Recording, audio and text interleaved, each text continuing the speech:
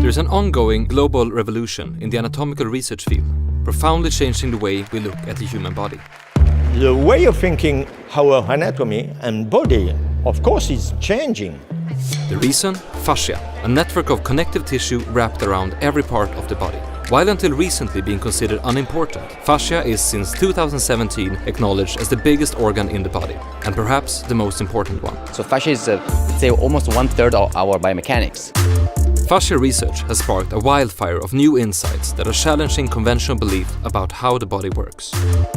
Historically, I'm a pathologist, so I sit looking at human tissues under the microscope all day long. That's not the same as looking at living tissue, though we pretend it is. But now we have a scope that looks at the living tissue, and it doesn't look like what we thought.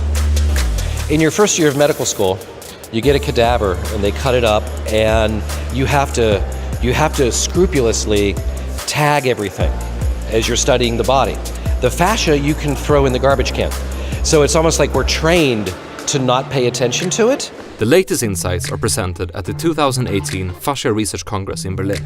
The most significant perhaps being Carla Stecker's discovery of a new type of cell, central for our mobility, and many participants believe she should receive the Nobel Prize in medicine.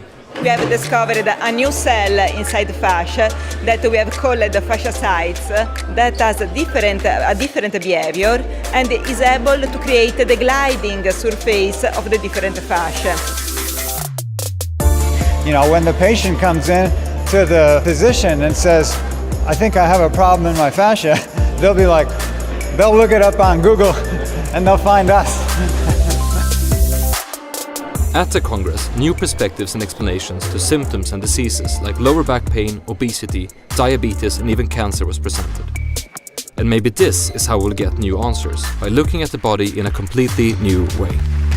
It's all the same human body, and we just have different perspectives on it. And I think part of what's going on here, if we're all talking about the same body, then maybe the issues that separate us are all about language and metaphor.